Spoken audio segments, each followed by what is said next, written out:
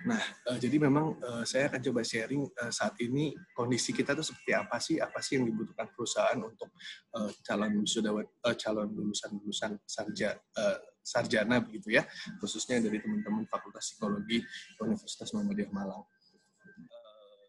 Ini adalah current condition kita. Jadi saya kasih gambaran aja apa sih yang sedang terjadi. Memang saat ini kita sedang lagi pandemi begitu ya, COVID, di mana saat ini data terakhir dari berbagai sumber yang saya olah, begitu yang saya dapat ada 5,56 juta orang di dunia terinfeksi oleh COVID, dan di Indonesia sendiri ada sekitar 484. Nah, efeknya tentu sangat banyak sekali ya buat aspek kehidupan kita, baik di dunia maupun di Indonesia. Kalau di Indonesia pasti kesehatan sangat jelas terganggu. Terus juga dari ekonomi, sosial, budaya, dan pendidikan, banyak sekali aspek-aspek yang berubah gitu ya. Tidak terkecuali adalah industri. Memang di industri, sorry ya saya lagi di luar soalnya, jadi nanti kalau ada noise saya mohon maaf. Jadi memang di industri saat ini isu-isunya tuh banyak, khususnya di industri gitu ya. Walaupun ada beberapa industri yang memang turun, ada juga justru industri yang naik seperti industri farmasi, industri kesehatan, itu justru mungkin saat ini mereka saat ini sedang naik. Tapi kalau di industri seperti pariwisata, retail, yang punya toko ya, yang lebih tepatnya mereka yang punya toko biasanya mereka akan turun karena sekarang orang akan beralih ke online shop begitu, dan pengurangan pegawai, atau justru food and beverage yang punya store itu juga mereka akan turun pasti. Nah, ini isu-isu yang dihadapi industri sekarang. Di antaranya adalah profit, keuntungan itu pasti. Terus ada isu efisiensi yang pasti, yang ini juga dirasakan oleh perusahaan saya juga. Jadi kita mulai yang namanya efisiensi biaya produksi lah istilahnya ya, mulai dari mungkin biaya-biaya pendidikan itu akan terasa sekali berkurang begitu ya, hingga sampai saat ini banyak memang pemecatan atau pengurangan pegawai atau zero growth, atau juga mereka meminimalisir rekrutmen karyawan. Dan yang terakhir adalah mungkin yang paling parah ya sampai tutup atau gulung tikar. Nah, apa yang kita sebagai yang saat ini saya sebagai HR yang saya pandang memang dirasa butuh kita sebagai lulusan-lulusan muda untuk menghadapi era seperti ini begitu ya. Jadi saya akan melihat dari sudut pandang saya sebagai HR. Kalau sebenarnya di perusahaan saya pun saat ini memang sangat sedikit sekali rekrutmennya, tapi masih ada. Jadi masih ada masih banyak sebenarnya kesempatan, masih ada untuk turun ke dunia industri atau perkantoran begitu ya, ingin berkarir di dunia industri. Nah, ini adalah saya juga olah dari berbagai macam sumber, ini juga pandangan dari saya, apa yang sebenarnya kita harus benahi gitu di era pandemi ini, kita sebagai lulusan-lulusan, apa sih yang industri butuhkan. Nah, yang pertama, Mbak Iva, suara saya cukup jelas ya Mbak Iva ya? Jelas ya? Jelas kok, jelas. Jelas ya. Oke. Jadi yang pertama itu yang memang saat ini dibutuhkan adalah buat teman-teman, buat adik-adik, itu adalah tech savvy. Tech savvy ini apa sih? Istilahnya gampangnya adalah nggak gaptek. Jadi memang sekarang itu bukan budaya, tapi kebiasaan kantor saya itu sangat totally berubah. Gitu. Jadi sekarang sudah ada yang namanya sistem WFH, WFO. Terus juga sekarang semua by online. Jadi semua sekarang sudah menggunakan teknologi. Kita semua sudah terintegrasi by teknologi. Kita sudah sekarang berubah. Jadi nggak ada lagi istilahnya, aduh, gua nih gaptek, nggak bisa. Itu pasti akan kalah gitu di dunia sekarang.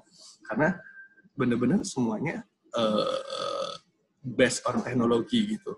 Tapi saya yakin teman-teman di sini khususnya milenial ya, itu sudah sangat melek dengan teknologi.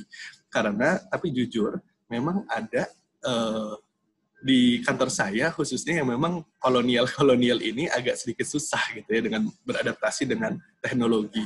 Nah, syukurnya kita yang lahir mungkin di tahun 96, 97 ya, 98 ya mungkin ya, itu terlahir sudah dengan teknologi yang cukup baik gitu, mumpuni gitu ya, di masa remajanya itu sudah mengenal yang namanya gadget dan berbagai macam jenis gadget dan aplikasinya, sehingga saya yakin teman-teman di sini tuh sudah bisa gitu, sudah cepat catch up untuk hal ini gitu, yang apa industri butuhkan. Itu yang kedua adalah interpersonal skill. Nah, ini saya yakin teman-teman di sini sudah cukup familiar dengan istilah ini ya kalau di psikologi, secara teoritis begitu ya. Cuman saya akan membahas lebih ke praktis gitu ya, praktisinya. Interpersonal skills sih lebih kepada kemampuan kita untuk bisa berkomunikasi dengan lingkungan dengan efektif gitu, baik verbal maupun non verbal. Nah, ini juga sangat dibutuhkan di kondisi saat ini. Sebenarnya tidak hanya saat ini ya, dari dulu. Cuman memang saat ini juga pasti sangat dibutuhkan di dunia kerja. Nah, kenapa dibutuhkan? Karena ini akan terkait dengan bagaimana kita bisa menanggapi lingkungan kita, sehingga kita mampu berperilaku atau bereaksi terhadap stimulan bahasanya psikologi, stimulan yang ada yang kita terima dari lingkungan kerja kita. Bagaimana kita mampu merespon begitu ya dengan efektif, baik verbal maupun non verbal. Nah, mungkin buat teman-teman gimana cara ningkatin interpersonal skill saya ya? Sebenarnya kalau ini saat ini ya harusnya semasa kalian teman-teman kuliah gitu ya, itu banyak-banyaklah berorganisasi.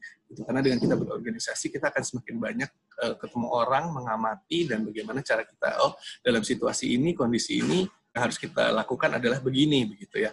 Nah, jadi ini kemampuan-kemampuan yang memang bukan pelajaran secara teoritis ya, tapi pelajaran secara experience gitu, kita dapatkan secara pengalaman.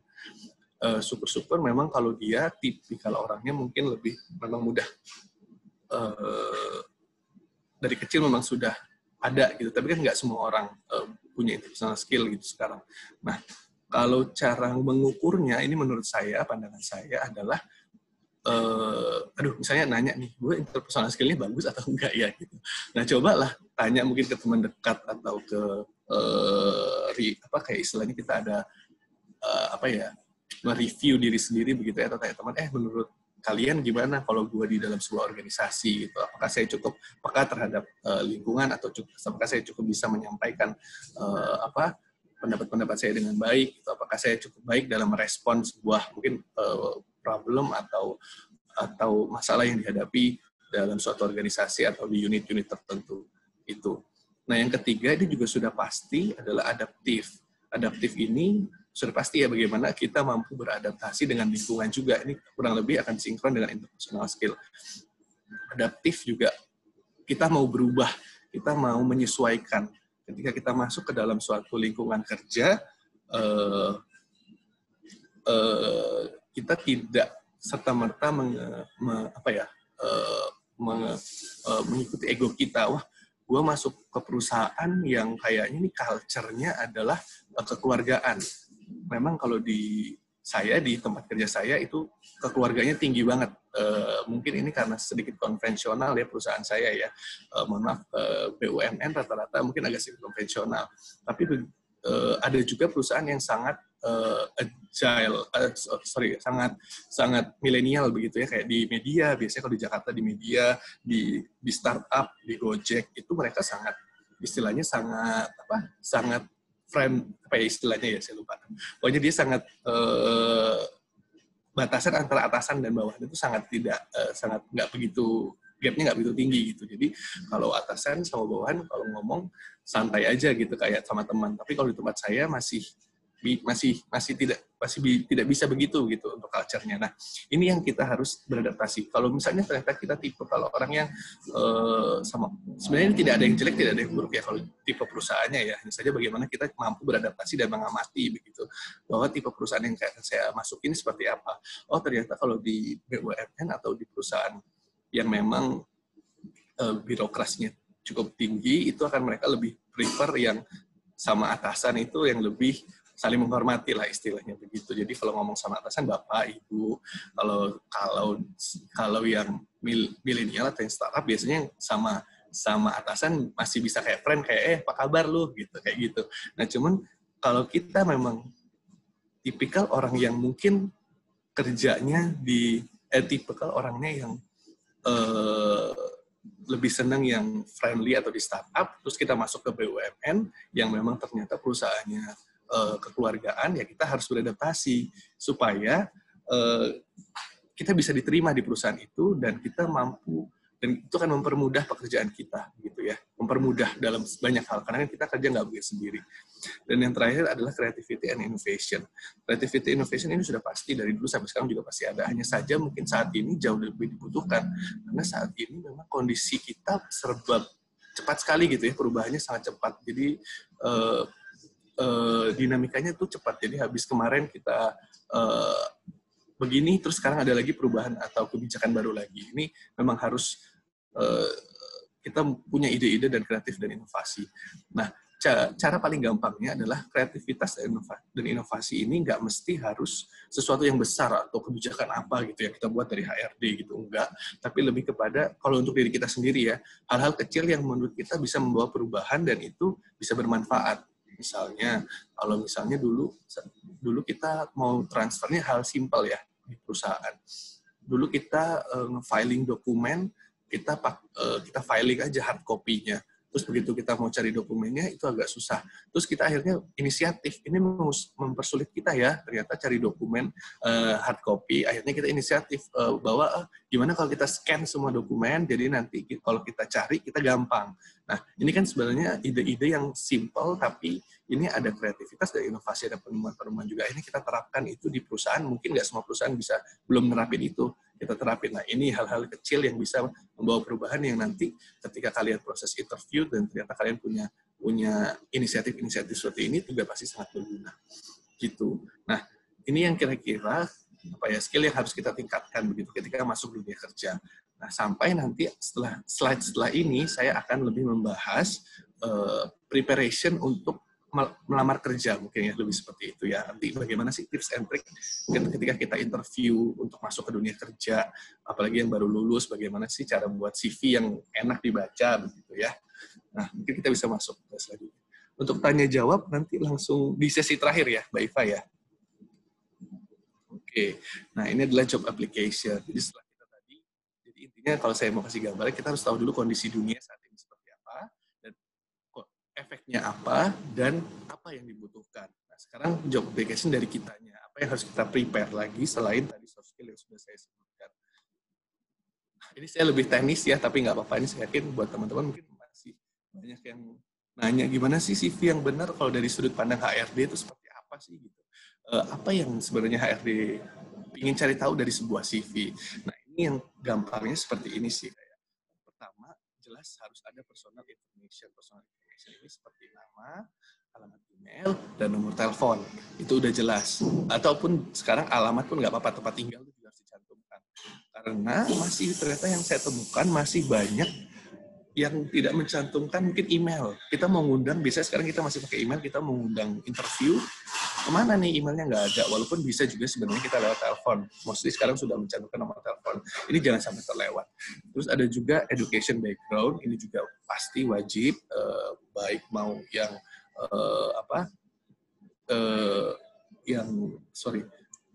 baik yang formal maupun non formal gitu ya, dimasukkan saja. Biasanya sih kami lebih suka urutannya adalah dari yang terakhir, pendidikan terakhir, bukan dari SD. Jadi kalau dari SD biasanya kita lihatnya ke bawah dulu, tapi kalau kita langsung masukkan dari education background itu akan lebih enak lihatnya. Mungkin terakhir S2 atau S1 terus baru SMA-nya di mana. Begitu. Sebenarnya kalau education background sebenarnya SD, SMP sebenarnya saya nggak akan begitu fokus ke sana, kita lebih ke pendidikan waktu kuliahnya sih, last education terakhir. Kalau kalian punya pelatihan dimasukkan saja, itu sangat berguna banget gitu. Jadi misalnya kalian pernah pelatihan psikometri atau kalian pernah latihan interview bagaimana menginterview kerja, interview gitu, itu juga sangat bagus gitu buat kalian. Terus yang kedua adalah work experience. Kalau teman-teman di sini masih fresh graduate, tentu yang dimasukkan adalah pengalaman intern gitu ya, magang, pernah magang di mana. Ternyata memang magang itu sangat kita lihat gitu, kamu pernah magang di mana, apa yang kamu lakukan waktu di magang, kendala-kendala apa yang kamu hadapi waktu di magang, itu akan menambah informasi buat si interviewer gitu ya. Dan juga organizational experience, ini juga sangat penting menurut saya. Jadi mungkin buat teman-teman yang bersyukur gitu, yang mungkin kemarin kuliah sempat sempat punya pengalaman organisasi, karena itu akan kita bahas banget, itu kita akan sangat lihat gitu, oh ternyata dia cukup aktif ya, ketika dia aktif, seberapa aktifkah dia di organisasi tersebut, terus kontribusi apa yang dia berikan di organisasi tersebut, itu akan mencerminkan teman-teman ketika nanti masuk di dunia kerja, karena kurang lebih akan mirip gitu ya, tugas yang diberikan, tanggung jawab, dan apa yang sudah dilakukan dan hasilnya bagaimana gitu. Di situ juga nanti bisa ngelihat kita problem solvingnya seperti apa. Terus juga achievements. Nah ini untuk prestasi-prestasi teman-teman, saya yakin insya Allah kalau pasti ada banyak nih ya mahasiswa-mahasiswa dari UMM juga yang berprestasi. Ini juga sangat membantu. Ini kayak menunjukkan bahwa ternyata kita berprestasi, achievement. Kalau perusahaan sekarang itu saya suka kalau yang punya achievement olahraga gitu, itu penting loh, walaupun menurut kalian mungkin ada beberapa orang yang apa sih gitu, tapi itu kita akan lihat gitu achievement olahraga, karena kalau di perusahaan-perusahaan besar mereka biasanya ada tuh kejuaraan-kejuaraan antar perusahaan yang setipe gitu, misalnya kalau antar media, kalau perusahaan media atau antar perusahaan startup, atau khusus lomba olahraga di dalam internalnya mereka sendiri. Skill sudah pasti. Nanti akan ditanya, kalian jurusan psikologi, apa saja yang kalian bisa, begitu. Dan sejauh mana skill yang dibutuhkan, tentu memang kita sebagai fresh graduate, interviewers, biasanya saya tidak akan mengharapkan apa metode-metode apa, atau mungkin talent management apa yang kalian bisa, atau apa teori-teori organizational industri dan organisasi psikologi apa yang kalian tahu. Kita nggak akan seteoritis itu, tapi kita akan lebih banyak apa yang kalian tahu sih, mungkin lebih ke dasar begitu. Strength and weakness itu juga penting. Kalian harus bisa mencantumkan apa kelebihan kalian dan kekurangan kalian. Nah, di sini sih kami harapkan lebih kepada ke personality sih. Mungkin strength-nya adalah saya orang yang keras, saya adalah orang yang teliti, saya adalah orang yang tekun, saya adalah orang yang mampu beradaptasi. Weakness-nya juga mungkin gampangnya adalah saya orang yang susah membuat keputusan. Nah, tapi kalau weakness nanti bisa kalian tackle atau kasih counterpart-nya adalah walaupun saya susah mengambil keputusan, tapi saya biasanya sangat mudah menerima masukan sehingga membuat saya mengambil keputusan lebih mudah. Nah, kayak gitu yang mungkin harus kalian bisa sampaikan gitu. Nah, ini contoh CV. Sekarang CV udah banyak template-nya ya, di Word aja sudah banyak. Nah, ini saya suka di sini adalah di sini jelas gitu ya. Kontaknya ada, terus di sini ada profile, itu kayak lebih resume diri kita, education, experience, skill. Sebenarnya bisa macam-macam bentuknya, tapi intinya adalah terstruktur. Maksudnya dia urut gitu ya. Jangan sampai bingung. Habis experience dulu baru education, terus baru nyari di bawahnya organization experience atau gimana. Yang penting kalian tuh jelas yang saya sampaikan tadi ini dan runut gitu, sehingga saya sebagai HRD membacanya itu gampang. Kalau ini sebenarnya tidak ada template khusus ya untuk sebuah CV, tapi informasi yang ada di sini tuh tersampaikan dengan jelas. Jadi kalian bisa mengkreasikan sih begitu. Di sini sih kalau saya bisa lihat, kalau biasanya kalau memang desainnya bagus, ya itu ada indikasi bahwa mungkin ternyata dia suka desain. Itu ada, tapi kita tidak akan 100% jadikan itu acuan. Nah, ini persiapan kalian untuk apply job. Nah, yang pertama adalah job position. Kalian harus pastikan dulu job position yang memang benar-benar kalian mau. Nah, saran saya sebagai lulusan psikologi, kalau memang kalian mau bekerja di dunia industri atau perusahaan, stepping stone itu penting. Jadi kayak langkah awal kita ngambil pekerjaan kita itu penting.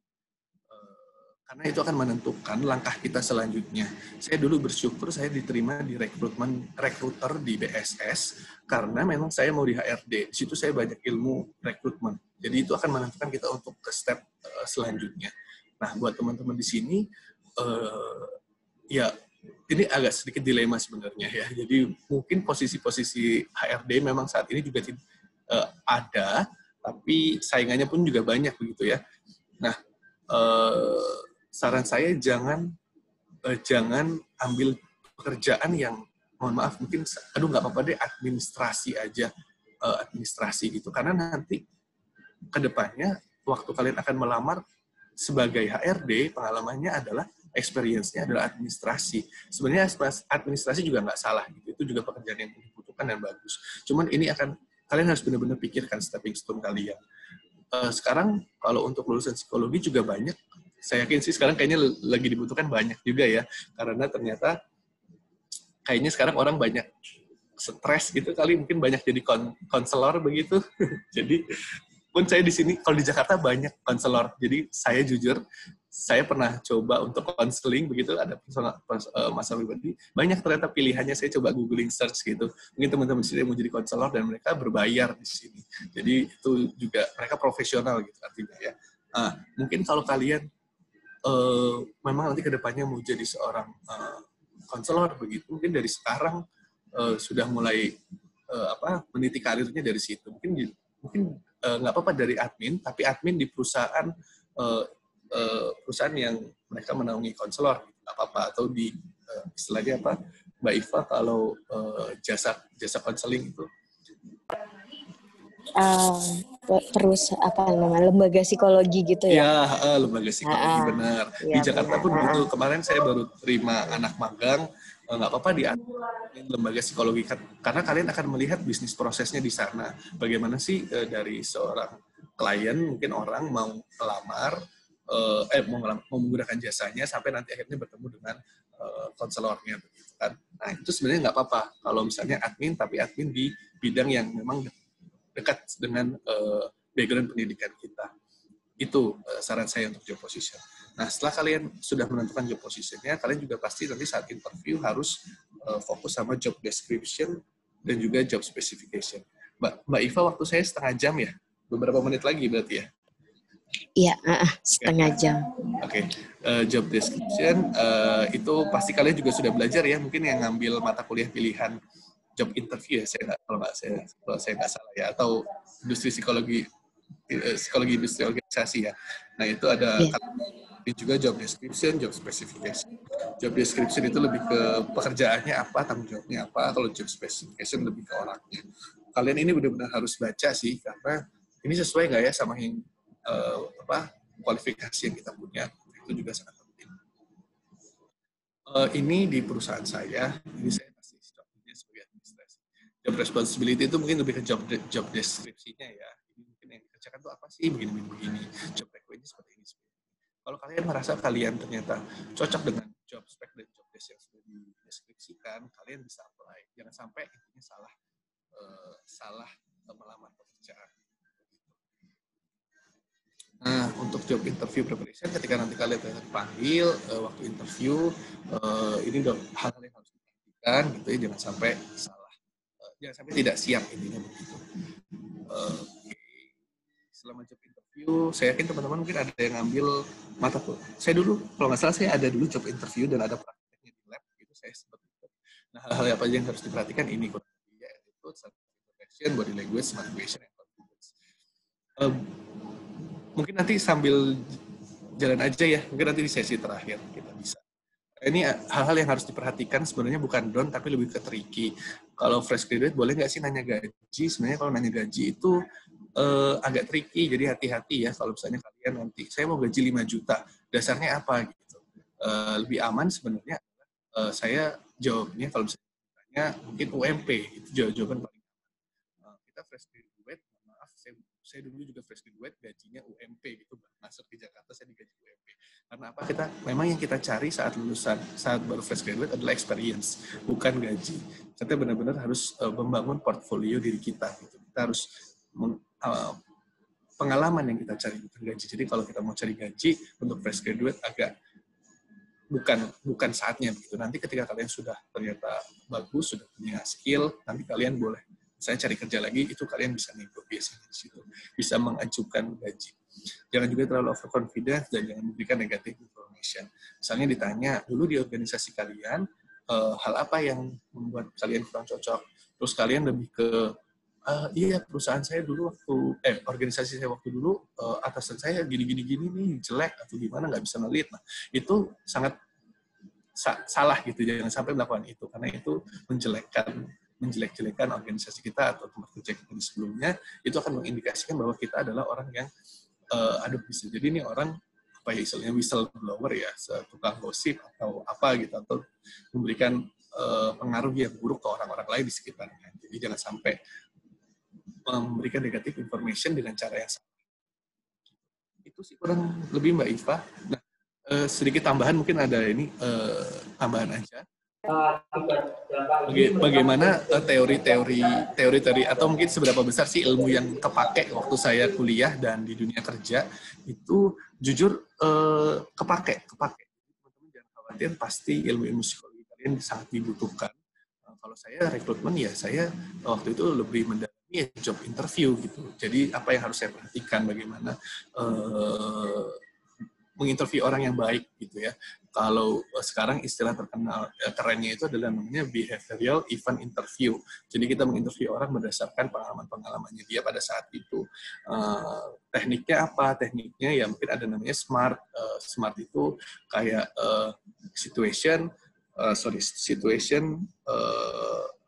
SMART situation, saya agak lupa, action and result deh kalau misalnya.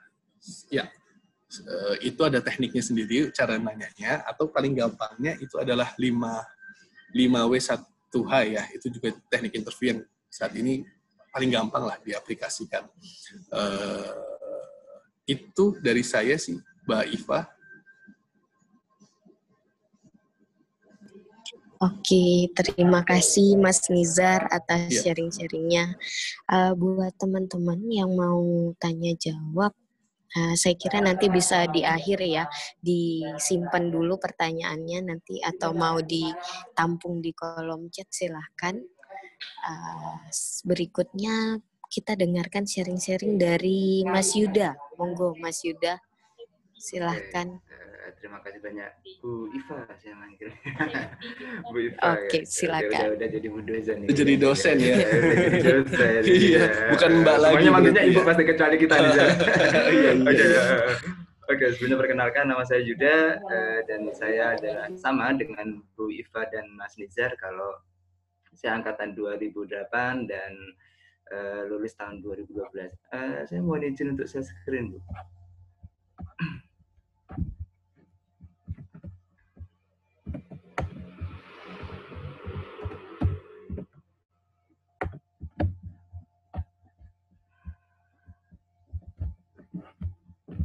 Oke, terima kasih banyak semuanya. Sebelumnya saya ucapkan selamat untuk proses kelulusannya. Mungkin sebentar lagi teman-teman sudah akan turun ke lapangan atau mungkin sudah beberapa dari teman-teman sudah mulai apply.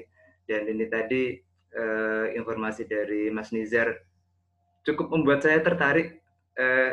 Ini akhirnya saya tahu kenapa saya dari dulu ngelamar nggak diterima ya ini, karena harusnya saya ikut materinya Mas Nizar dari awal ini sebenarnya. Gitu. Oke. Teman-teman, hari ini teman-teman sudah mungkin setelah ini teman-teman sudah akan turun di lapangan, teman-teman akan berkompetisi dengan lulusan lainnya, bukan hanya dari lulusan Universitas Muhammadiyah Malang, tapi dari banyak lulusan dari kampus lain. Dan prinsipnya adalah ketika teman-teman sudah ada di masyarakat, sudah ada di lingkungan seperti ini, semuanya akan menjadi lawan, teman-teman. Nanti teman-teman akan ketemu banyak orang yang akan berpikir lebih baik teman-teman yang nggak makan daripada saya yang nggak makan. Lebih baik teman-teman yang nggak diterima kerja daripada saya yang nggak diterima kerja gitu. Jadi akan banyak super tega nanti di lapangan gitu, di lingkungannya teman-teman. Oke, kemudian perkenalkan, nama saya Yuda, seperti yang disebutkan Bu Iva, lulus psikologi tahun 2012 dan saat ini saya bergerak di bidang teknopreneur. Saya di bidang teknologi, kawan-kawan. Jadi walaupun saya di psikologi, tapi saat ini saya ada di bidang teknopreneur. Jadi perusahaan saya namanya Nakula Sadewa. Itu sejak tahun 2015. Jadi kebayangkan saya 2 tahun nganggur gitu. 2 tahun nganggur. Jadi dari tahun 2012 lulus, kemudian mencoba apply, mencoba berbagai cara, kurang lebih selama 3 tahun ya. Saya coba ke sana ke sini apply dengan cara apapun, mencoba berdagang dan lain sebagainya, akhirnya baru ketemunya di tahun 2015. Nah, di awal-awal tahun seperti kita semua, seperti kawan-kawan, saya sangat semangat, saya membawa ijazah, saya membawa hasil pendidikan saya. Selama 1 tahun penuh saya benar-benar punya idealisme, saya harus sebagai HR. Saya harus melamar sebagai HR nih. Saya harus sebagai HRD, saya harus menjadi recruiter atau sebagai apapun lah, pokoknya ada di bidang psikologi. Saya selama 1 tahun idealis seperti itu. Kemudian Lama, karena saya adalah orang Trenggalek, kemudian saya di Malang adalah merantau, saya jauh dari orang tua, kemudian saya juga berusaha untuk mandiri. Di tahun setelah lulus saya harus mulai malu nih, mulai malu buat minta supply dari orang tua. Ya mau nggak mau kita harus fighting mulai dari tahun pertama. Tahun pertama 2012-2013 saya coba ngelamar kemanapun, saya tidak diterima, ditolak, bahkan pernah nih saya ngelamar kemudian diremehkan gitu, diremehkan. Kebetulan ketemu sama HR yang sama-sama dari Universitas Muhammadiyah Malang. Selesai interview, saya malu punya adik tingkat seperti Mas Yuda ini. Waduh, ini apa maksudnya seperti itu. Jadi banyak lingkungan yang sepertinya harus persiapkan mental teman-teman nanti di lingkungan yang di dunia kerja ini. Kalau di kampus teman-teman ketemu dosen salah, dimarahin sebentar, habis itu ya besok tetap nilai akan tetap keluar dan ya mentok paling ngulang gitu kan. Kalau di dunia kerja salah ya salah, ketika ngelamar apply salah ya nggak diterima kerja, seperti itu konsekuensinya. Berarti besok ayo kita persiapkan lagi, besok apa nih yang buat kita makan dan lain sebagainya, seperti itu. Kemudian tahun 2014-2015 baru nih saya diterima pekerjaan tapi di luar bidang saya, yaitu di bidang IT marketing di sebuah perusahaan namanya PT Cendana Teknika Utama. Oke. Dari awal memang sebenarnya tahun 2008 ketika saya mencoba tes di kampus di Universitas Muhammadiyah, memang dari awal saya punya minat di bidang teknologi. Ya, saya ambil jurusan IT, tapi tidak diterima juga. Jadi dari awal ini sudah ada penolakan dari kampus. Kemudian saya masuk ke psikologi. Di psikologi saya bertemu banyak orang, saya bertemu banyak orang hebat, Mbak Iva, kemudian ada satu orang yang dia angkatan 2007, dia yang merubah mindset saya sedikit untuk ayo nggak semua kita harus ikut orang, nggak harus kita apply untuk masuk ke perusahaan orang lain. Ayo kita mulai dari sekarang, entah kamu jualan apa, jualan keripik, jualan buku, jualan jasa atau apapun. Saya ketemu dengan namanya Mas Vini Bayu, itu angkatan 2007, sekarang nggak lulus gitu. Mungkin Mbak Iva juga kenal juga Mas Vini Bayu itu. Dia adalah orang pertama yang memberikan saya pekerjaan ketika saya masih kuliah. Jadi saya diberikan pekerjaan sebagai desainer di perusahaan yang dia rintis yaitu di bidang pariwisata. Jadi dia punya EO untuk pariwisata gitu. Saya diberikan pekerjaan di situ di masa kuliah di tahun 2019. Saya bergabung di situ. Untuk setiap desainnya saya dibayar 35.000 kawan-kawan. Ya cukup kalau untuk jajan saja cukup 35.000 setiap bulan tuh, yang masuk hanya 10 desain, 15 desain, berarti kali 10 desain berarti satu bulan saya dapat 350.000. Itu selain dibantu juga uang saku dari orang tua, jadi cukuplah buat main-main gitu. Nah kemudian di masa-masa kuliah juga saya mulai merintis banyak usaha, mulai dari clothing, mulai dari servis laptop. Mbak Iva mungkin kenal juga, pernah mungkin ada beberapa teman yang kita udah servis laptop. Beberapa dosen masih menghubungi saya sampai hari ini untuk memperbaiki laptopnya, seperti Bu Hudan gitu. Itu masih minta tolong Yuda untuk perbaiki laptop saya. Ini laptop saya kenapa nih Bu Yud? Sampai sekarang saya masih dikontak untuk itu. Dan ini adalah portofolio saya di Nakula Sadewa, teman-teman. Jadi saya lulusan psikologi, kemudian saya masuk ke bidang teknologi, belajar semuanya dari awal, teman-teman. Jadi bagaimana sistem bekerja, bagaimana aplikasi bekerja, bagaimana sebuah server berjalan, bagaimana sebuah aplikasi itu didevelop, hingga pada akhirnya saya bagaimana membentuk tim developer, seperti itu. Saya basic saya psikologi, saya tidak punya informasi terkait programmer, saya tidak punya informasi terkait coding, terkait database dan lain sebagainya. Saya 2015 mulai dari nol, karena dari awal saya memang tertarik di dunia teknologi ini. Akhirnya ya dibilang mudah juga mudah, dibilang gampang, dibilang sulit juga sulit gitu. Karena saya tidak punya basicnya di situ. Saya banyak belajar, saya banyak membaca untuk mulai sesuatu yang baru. Jadi ilmu saya di tahun 2014 saya putuskan mungkin selama saya kuliah, bukan saya tinggalkan, tapi sepertinya saya harus memulai sesuatu yang baru gitu. Akhirnya saya belajar bagaimana tentang aplikasi itu berjalan. Nah, ini adalah hasil portofolio saya selama dari tahun 2015 sampai tahun 2020. Dan dengan Grab ini perusahaan Akula Sadio ditunjuk sebagai salah satu vendor yang mendukung untuk virtual service. Jadi dengan adanya pandemi ini, Grab tidak mau ada banyak driver datang ke kantornya kemudian komplain, oh nama saya salah, kemarin transaksi saya dibatalkan atau dan lain sebagainya gitu. Jadi Grab mintanya ini driver ketemunya jangan sama orang gitu, sama mesin aja nanti akan dihandle oleh bagian customer service yang ada di pusat, yang ada di Jakarta. Jadi saat ini kita sudah implementasi di 5 kota, di Makassar, Malang, Semarang, Jakarta, sama di Cianjur. Dan ini semua diresmikan oleh wali kota dan wali kota atau bupati setempat.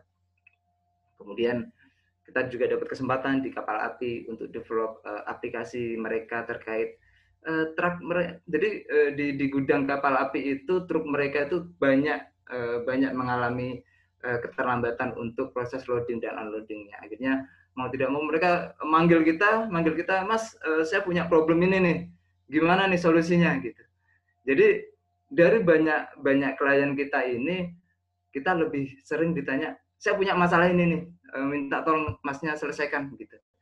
Dan masalah ini yang menjadi hal paling mahal untuk yang bisa saya jual gitu. Padahal ketika present saya harus survei ke mereka bagaimana SOP mereka bekerja, kemudian saya menerapkan menjadi sebuah aplikasi yang bekerjanya seperti apa, kemudian nanti mempermudah di bagian mana dan kira-kira efisiensinya di bagian mana gitu.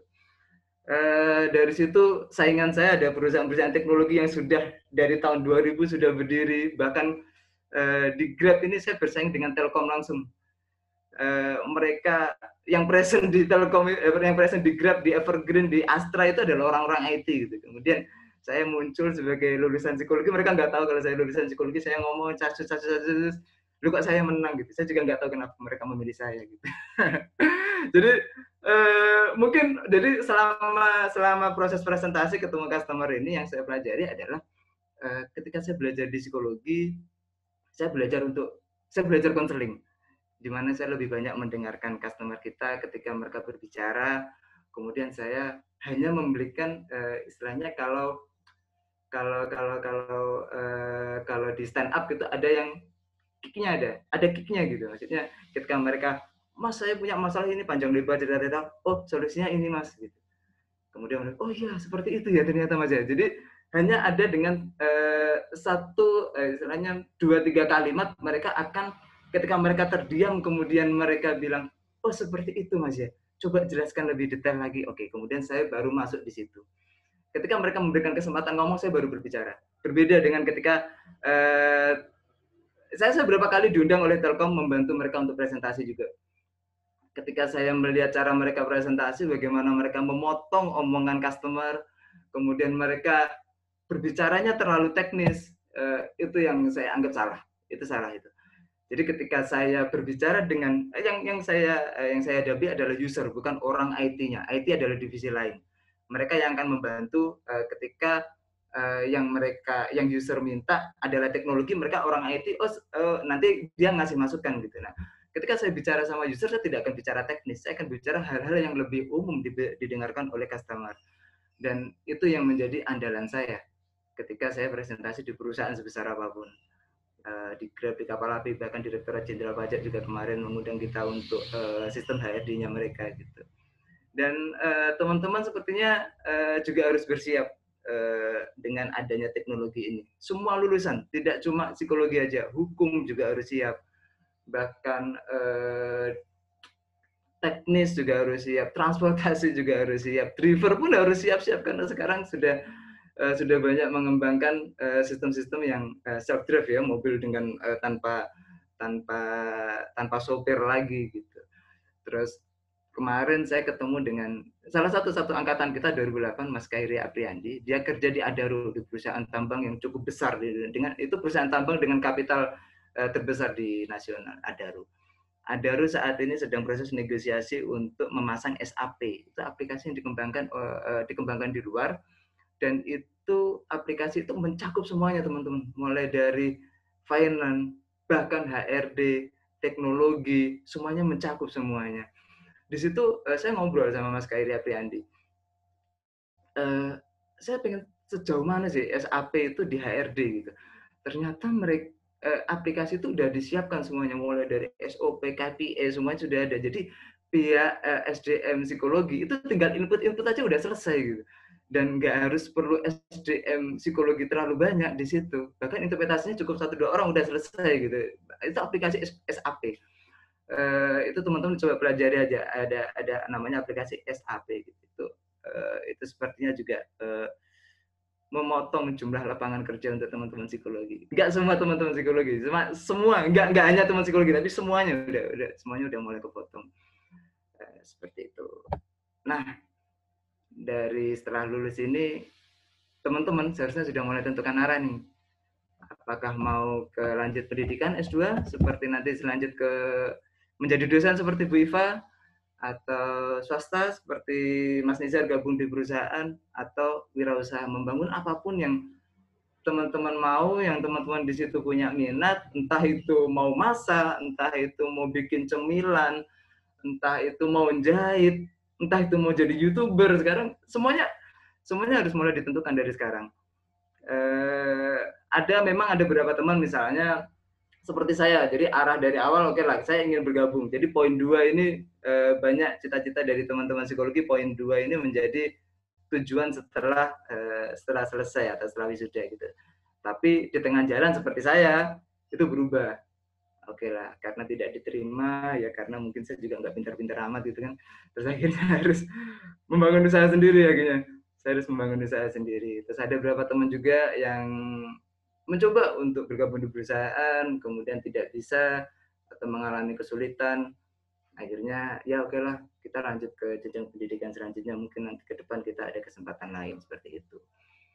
Dan teman-teman sebenarnya kebetulan kita bertiga di sini, ada Mbak Iva, saya, kemudian ada Mas Nizar, ini sudah mewakili dari tiga arah ini gitu. Teman-teman apakah nanti mau jadi dosen seperti Bu Iva, atau bergabung di perusahaan seperti Mas Nizar, atau membangun perusahaan atau usaha seperti saya, tentukan aja mulai dari sekarang. Dan selanjutnya adalah mulai dari sekarang. Apapun yang teman-teman mau mulai, apa itu mau masak, mau jualan, mau buka kafe, atau mau jualan cemilan, mulai dari sekarang. Setelah lulus, karena saya juga, yang pasti kita bertiga juga pernah setelah lulus, kita mengalami kalau posisinya bahasanya sekarang itu mager gitu. Jadi, aku ngapain ya? Udah, besok bangun siang, kemudian agak siang jam 9-10 habis sholat subuh langsung tidur lagi gitu. Jangan seperti itu. Saya koreksi, saya tahun 2012 2013 itu seperti itu kawan-kawan. Jadi akhirnya mungkin itu yang membuat saya terlambat, 2015 baru bisa mulai gitu. Harusnya saya harus mulai dari begitu selesai lulus, saya harus terjun. Mulai bangun pagi, mulai saja dari hal kecil, bangun pagi, ditata tempat tidurnya, mandi pagi, kemudian langsung mulai aktivitas, buka laptop, itu hal kecil. Itu hal yang mudah yang bisa teman-teman lakukan. Mungkin sekarang yang ikut Zoom masih ada yang belum mandi juga, itu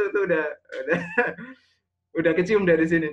Jadi teman-teman udah langsung bangun tidur, sholat, kemudian mandi, kemudian mulai aktivitas, bersihkan tempat tidur, mulai masak, mulai segera sarapan, segera buka laptop, cari koneksi internet, buka lowongan pekerjaan di mana. Itu hal kecil. Kemudian mulai, karena udah dapat materi nih dari Mas Nizar nih, oke saya desain CV saya seperti apa yang mau saya tampilkan, segera dipraktekkan. Saya rasa sih, saya minta setelah ini teman-teman harus segera praktek sih, keburu lupa itu nanti. Terus jangan lupa diminta materinya ke Mas Nizar. Gitu. Itu harus segera. Apapun harus segera. Kemudian teman-teman yang pasti nanti ada beberapa mungkin sangat mudah diterima kerja, ada beberapa mungkin yang cari lowongan aja nggak nemu-nemu gitu kan yang cocok. Saran saya adalah jangan berhenti. Apapun yang terjadi jangan berhenti. Mau patah hati, mau ada musibah, oke lah istirahat sehari 2 hari, besok mulai lagi, buka laptop lagi, bangun pagi lagi, tata tempat tidur, mulai lagi. Itu yang saya lakukan ketika saya merintis usaha ini. Jadi yang saya lakukan setiap hari, tidur saya itu di atas jam 12, bikin proposal, apa yang harus saya lakukan besok itu saya sudah bingung di malam ini gitu. Karena wirausaha, ketika ngomong wirausaha berarti kita tidak ada SOP di situ. Kita tidak ada petunjuk. Kita tidak ada rule-rule yang sudah ditetapkan oleh perusahaan. Kita harus membangun sendiri. Jadi kalau itu tidak dimulai dari teman-teman yang sekarang membangun role-nya sendiri, ya teman-teman akan kesulitan. Karena saya ketemu dengan beberapa orang ketika dia merintis usaha, dia ketemu masalah, kemudian pindah ke usaha yang lain. Ketemu masalah lagi, pindah lagi. Semua usaha kan punya masalah. Ketika teman-teman melamar kerja juga punya masalah.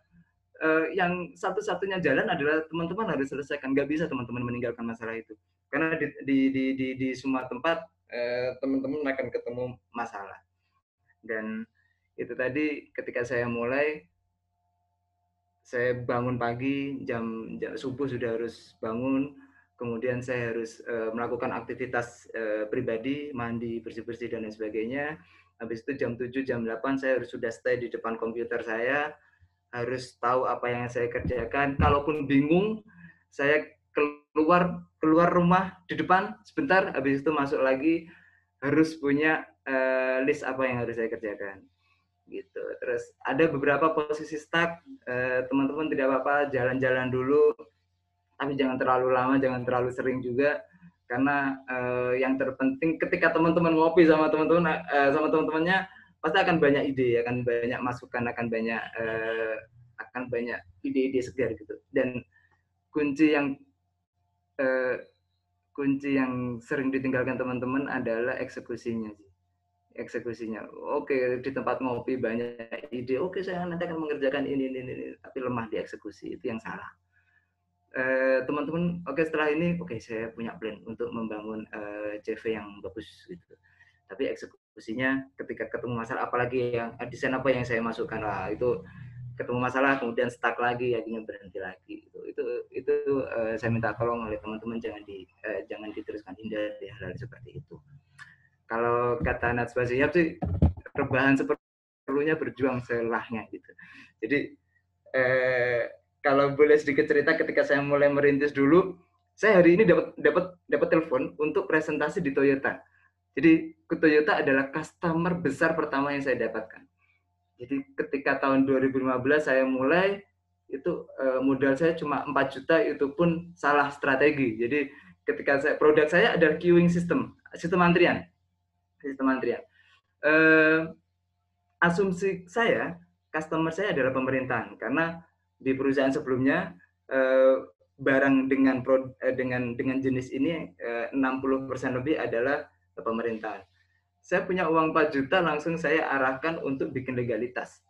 Ternyata di tahun pertama legalitas gak guna sama sekali, gak berfungsi, karena yang masuk ke kita adalah rekanan yang mereka sudah bawa bendera masing-masing. Oke, ini saya salah, it's fine gitu. Maksudnya tidak ada masalah, saya akan layani yang rekanan ini. Dari rekanan ini, dari modal 4 juta, di akhir sampai 2015 awal saya bikin legalitas, baru di November saya dapat order. Jadi kurang lebih ada 10 bulan itu saya nggak, istilahnya untuk makan itu saya cari recehan di saku gitu untuk makan pada waktu itu. Kemudian dari bulan November saya dapat order itu sebuah proyek dengan nilai kurang lebih 40 juta, ada DP. Nah, uang DP ini yang saya buat untuk berputar. Jadi saya benar-benar tidak ada modal sama sekali untuk bergerak pada waktu itu. Karena punya modal pun salah langkah saya pada waktu itu. Akhirnya dari situ saya mulai berkeliling, modal tadi mulai saya putar lagi. Oke, buat belanja bahan bakunya kita akan develop, kemudian saya pasang, kemudian saya baru dapat pembayaran sisanya. Seperti itu terus akhirnya. Seperti itu terus, dan alhamdulillah di tahun 2020 ini omset perusahaan yang saya bangun ini hampir 4M. bahkan meningkat 20% di di kondisi COVID seperti ini, meningkat 20%. Itu pun karena ada di bulan Maret kemarin ada beberapa BUMN dan Grab tentunya itu yang masuk di kami. Jadi kompetisi yang cukup berat di Grab dan BUMN itu yang kita coba fight. Kemudian kita itu berapa kali revisi, berapa kali harus terbang ke Jakarta, ke Makassar dan lain sebagainya, baru akhirnya bisa ketemu di situ. Kalaupun saja pada waktu itu saya putus asa karena Grab tuh kulturnya adalah kultur anak-anak muda ya. Jadi ketika saya masuk ke sana, ini kayak ini perusahaan nih, ini serius nih perusahaan kayak gini nih gitu. Bener yang disampaikan sama Mas Nizar tadi, kulturnya sangat-sangat beda. Sama atasan tuh bilang, "Hei Mas, hei Mbak," gitu. Beda kalau di kampus atau di perusahaan BUMN, "Hai Pak, hai Bu," gitu. Kalau di sana, "Hei Mas, gimana ini." Itu hal yang biasa, ngomongnya lu gua kalau misalnya di Grab itu. Dan itulah itu yang saya lakukan terus untuk sampai hari ini untuk tetap konsisten. Nah, saya akan bicara di bidang usaha nih. Teman-teman ketika di bidang usaha yang teman-teman mulai adalah cari masalah dulu. Cari masalah bukan berarti ketemu orang ditampol gitu, enggak. Maksudnya teman-teman turun ke lapangan, ketemu orang, ketemu banyak orang lulusan psikologi, ketemu banyak konselor, ketemu banyak pengusaha, atau ketemu dengan teman-teman yang lain. Ada masalah apa sih di kamu? Jadi kalau saya kemarin juga dapat challenge untuk angkot. Untuk angkot. Jadi angkot ini kan ada masalah, dia kalah sama transportasi online gitu. Kemudian saya disuruh sama disub di salah satu kota, saya disuruh turun lapangan, minta tolong Mas carikan masalah gitu. Jadi orang disub ini mau minta tolong tapi carikan masalah gitu. Jadi dia belum mikir solusi karena dia nggak tahu ini masalahnya apa. Bahkan mereka sampai menginjeksi subsidi dan lain sebagainya ke angkot ini tetap nggak bisa. Akhirnya saya sama tim disuruh cari masalah di transportasi konvensionalnya apa sih masalahnya gitu. Ternyata kita tahu di sana ada permasalahan transportasi konvensional tidak ada jadwal yang pasti gitu. Kemudian mereka terlalu banyak ngetem. Kemudian terlalu harganya juga nggak jelas, arahnya juga nggak jelas gitu. Nah dari situ kita baru cari solusinya. Oh sepertinya kita harus beralih ke teknologi deh untuk transportasi konvensional ini. Sekarang teman-teman, kenapa kok pesen Gojek? Teman-teman kalau misalnya menggunakan angkot di Malang, teman-teman nggak tahu nih, angkot LG misalnya itu datang jam berapa nih di depan kampus, atau angkot tertentu ini datang jam berapa di tempat kampus, itu teman-teman nggak tahu. Kemudian akhirnya teman-teman pilih yang pasti aja, harganya pasti, kemudian arahnya juga pasti. Teman-teman cukup buka aplikasi. Nah angkot itu nggak punya masalah, nggak punya solusi terkait itu. Karpe dewe gitu kalau kata orang. Jadi mereka mau berhenti ya sakarepnya sendiri, mau jalan ya ditentukan mereka sendiri. Padahal itu yang merusak sistem mereka sendiri akhirnya. Nah dari situ saya tawarkan aplikasi namanya Way. Nah di situ aplikasi itu untuk memantau, jadi seluruh angkot akan dipasang GPS. Semua orang akan tahu angkot akan lewat di depan rumahnya itu kapan. Dia tinggal buka aplikasi, saya pengen JMG gitu. Saya pilih jenis angkot JMG, kemudian nanti saya pantau, oh JMG yang paling dekat ntar lagi nih 15 menit akan lewat depan rumah, seperti itu. Itu yang saya tawarkan kemarin. Tapi ya begitu saya tawarkan, saya bikin proposal, ternyata di-develop sama vendor lain. Ya tahu seperti itulah. Kompetisinya di bidang bisnis seperti itu, dan itu hal-hal yang biasa gitu. Selama mereka punya, jadi ketika bisnis di bidang teknologi itu ketika sudah bikin proposal itu adalah hal yang paling berharga. Hasil survei kita, hasil solusi kita, kemudian hasil treatment kita di awal pilot project kita itu sangat berharga, dan itu ketika saya lempar itu bisa saja Mas Yuda nih harganya kemahalan nih, ini saya nemu vendor nih harganya separuh gitu aja. Dan mereka pakai konsep kita, oke, it's fine. Cuma ternyata sampai sekarang juga nggak jalan-jalan juga seperti itu. Nah, teman-teman ketika turun di lapangan, nggak, kalau tadi saya contohkan adalah di bidang teknologi, teman-teman bisa misalnya di bidang kuliner cari masalah apa, di bidang jahit menjahit konveksi masalahnya apa, nggak semua masalah coba dicari. Teman-teman ketika nyusun skripsi juga berawal dari masalah gitu. Dan ketika teman-teman coba deh kemampuan analisisnya itu digunakan untuk turun di masyarakat dan cari solusinya gitu. Teman-teman coba deh makan di warung yang biasa. Ada di Malang itu ada beberapa warung tempat kumpulnya orang-orang gitu, orang-orang karyawan, ada beberapa sopir dan lain sebagainya. Coba ada kumpul di situ. Coba kenalan dengan orang baru, kemudian biarkan mereka ceritakan masalahnya, pancing mereka ceritakan masalahnya, itu kemampuan teman-teman kan untuk di situ. Kemudian coba selesaikan masalahnya. Jadi semakin besar masalah itu semakin baik dan potensi uangnya itu semakin besar. Seperti yang dikatakan Nadine, orang nggak notice nih, ini ada masalah, orang cari ojek, nggak ada yang notice. Tapi Nadine yang lulusannya dari luar negeri, dia turun ke lapangan, kemudian dia mencoba untuk ngojek. Dia berapa kali, karena selama dia transportasi di Jakarta itu dia lebih suka menggunakan ojek karena lebih cepat katanya. Jadi di sana dia asesmen, waduh, dia kerja tuh di perusahaan-perusahaan besar Nadine pada waktu itu, kemudian dia tetap menggunakan ojek, konsisten di situ, kemudian dia menemukan masalah, kemudian dia merintis usaha yang nggak ada sebelumnya. Ya mungkin ada, mungkin Uber pada waktu itu. Cuma kalau sepeda gimana di negara berkembang, Uber di negara besar Amerika dan Eropa, bagaimana dengan sepeda? Apakah ada potensi keberhasilan di sana? Ternyata Nadine ketika turun, mereka juga dia datang tuh ke tukang ojek pengkolan, ke teman-temannya yang biasa menggunakan ojek, menanyakan masalahnya. Kemudian dia keluar dari perusahaan, oke, saya temukan masalah, saya mulai ini sekarang nih gitu. Ya, saya harap teman-teman juga melakukan hal seperti itu. Apapun, masalah apapun, coba temukan, kemudian coba selesaikan.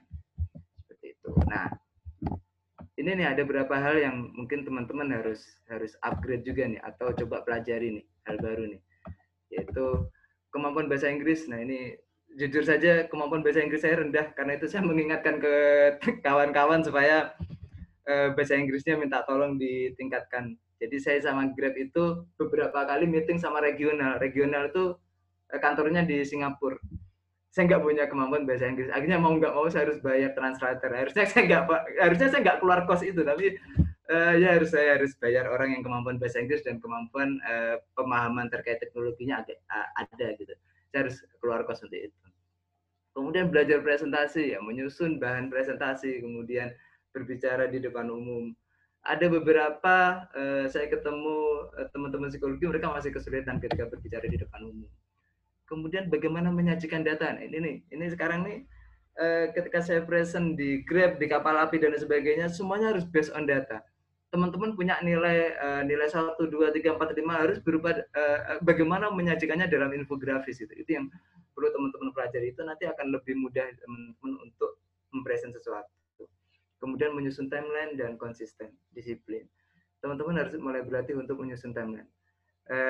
Ketika punya pekerjaan, itu akan dibagi-bagi, bagaimana caranya membagi, kemudian berapa lama itu selesainya. Teman-teman harus ketika menyusun timeline itu nggak cuma pekerjaan ini selesai tanggal ini, pekerjaan ini dimulai tanggal ini, nggak seperti itu. Tapi teman-teman harus menetapkan target. Pekerjaan A itu nanti akan dipisah-pisah, kemudian yang A1 misalnya, itu harus selesai dalam 1 hari, A2 harus selesai dalam 2 hari, misalnya seperti itu. Kemudian teman-teman harus menjalankan timeline itu dengan konsisten dan disiplin. Dan satu lagi, yaitu belajar tentang teknologi baru, teman-teman. Seperti yang saya sampaikan tadi mengenai SAP. SAP itu teman-teman harus familiar ya dengan berbagai macam aplikasi yang akhirnya nanti ketika teman-teman ditemukan, teman-teman nggak kagok gitu istilahnya. Terus ketika saya bekerja dengan Grab misalnya, dengan kapal api atau dengan Toyota, mereka tuh nggak kenal Office loh ternyata.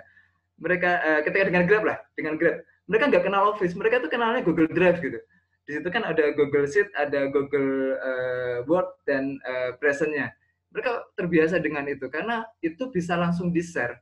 Jadi ketika saya selesai atau saya sedang mengerjakan sesuatu bersama tim, misalnya dalam Google Sheet gitu ya, mereka cukup invite orang, mereka bisa akses dari mana saja. Ketika kondisi WFO atau WFH seperti ini, ada yang di kantor, ada yang di rumah, mereka mengerjakan dalam satu file. Jadi nggak perlu mereka kerjakan satu-satu, kemudian ayo digabungkan kapan nih, kapan ketemunya gitu, atau kapan meetingnya. Mereka nggak seperti itu kalau di Grab itu. Google Sheet, undang-undang, udah mereka inputnya bareng. Mereka jadi kerjanya lebih efektif. Jadi itu biasakan dengan hal-hal baru seperti itu teman-teman. Dan nah ini pesan saya yang terakhir nih, segera mulai investasi.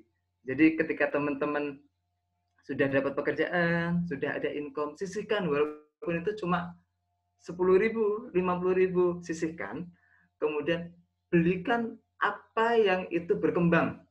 Hindari yang namanya utang, teman-teman. Hindari yang namanya utang untuk barang konsumtif. Itu ini pesan saya untuk semua. Ketika saya ngisi materi di UMKM dan lain sebagainya, saya selalu sampaikan melek finansial, teman-teman. Segera pelajari sesuatu tentang uang. Uang itu merubah semuanya.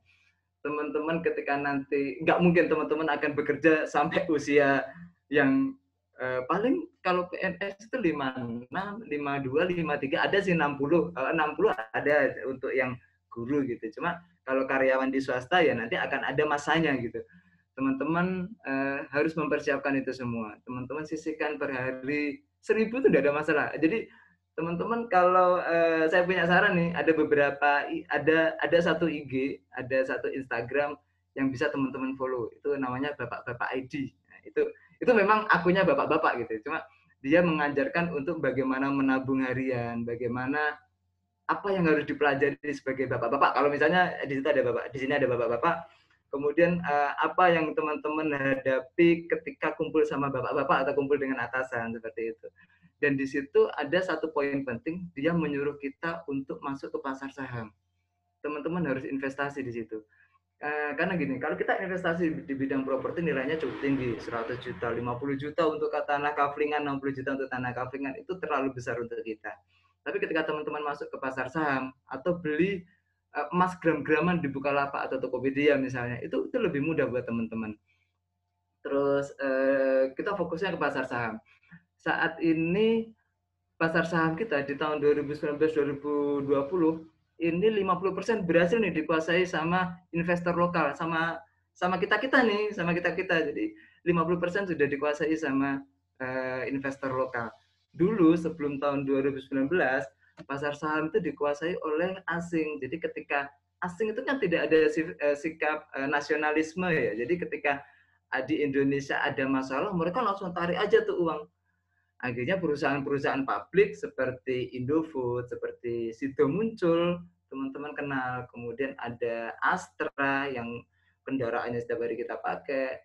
Kemudian ada BCA, BRI, itu semuanya akhirnya nilai saham turun.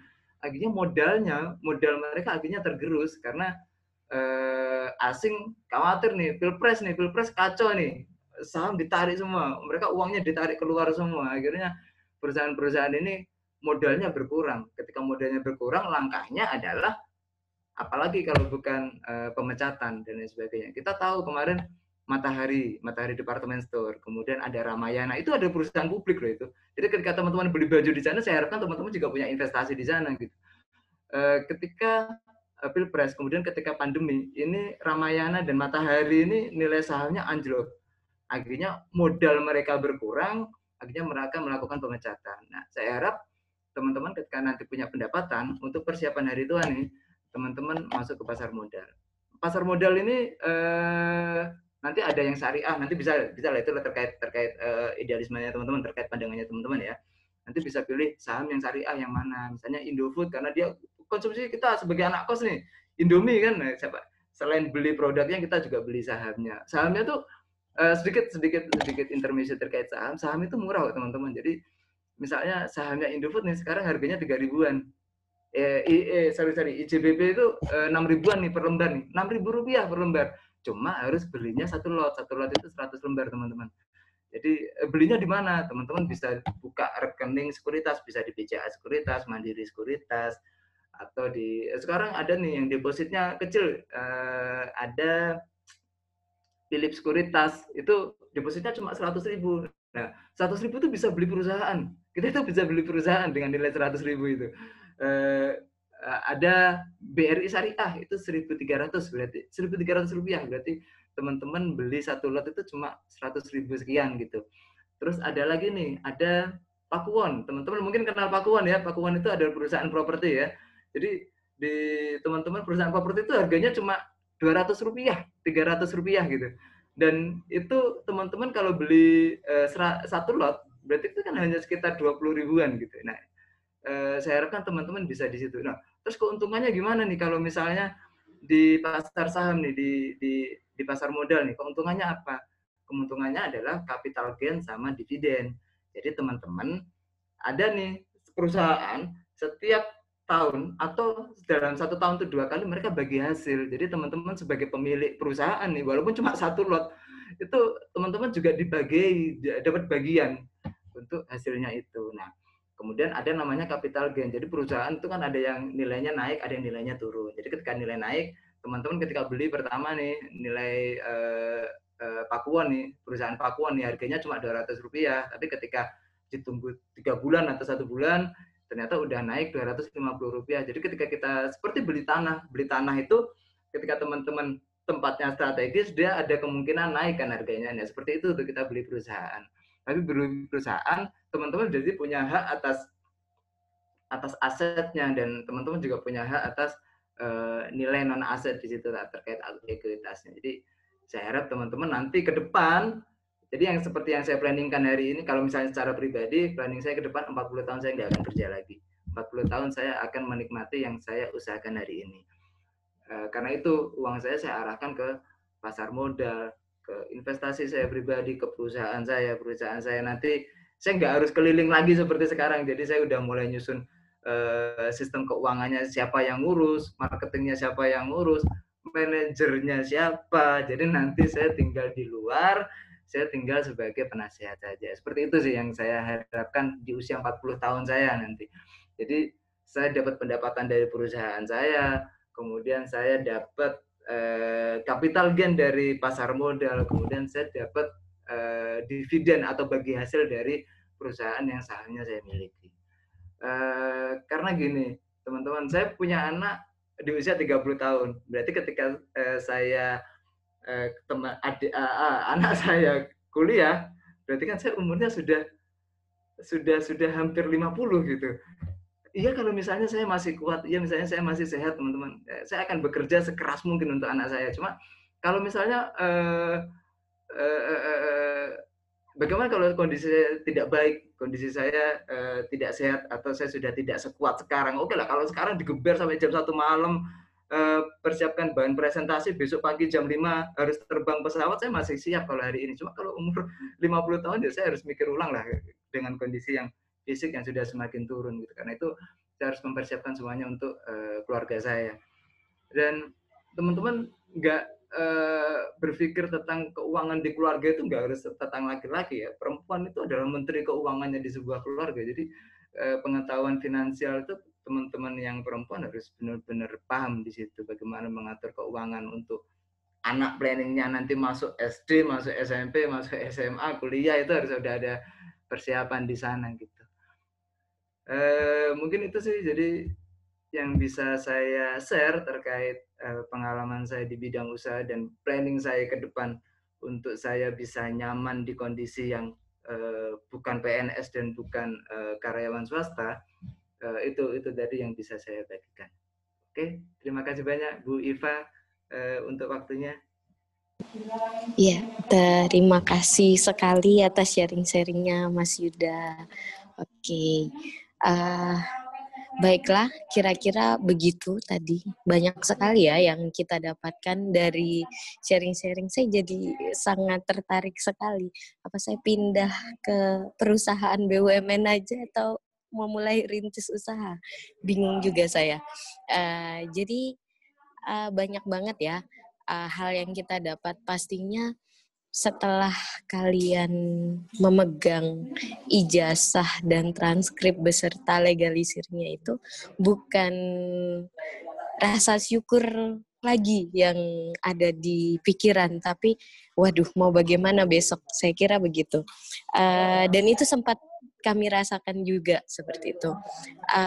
Memang ternyata kekuatan fisik saja untuk dunia kerja itu nggak cukup, tapi kekuatan mental juga perlu. Apalagi sekarang kita masuknya di industri 4.0 menuju industri 5.0 yang benar-benar saya jadi ingat 21 lesson-nya Yuval. Jadi kalau teman-teman tahu bukunya Yuval Harari, itu dijelaskan kalau ternyata kita memasuki abad 21 yang kalau terkait kerja manusia itu sebenarnya banyak sekali bisa digantikan sama mesin gitu.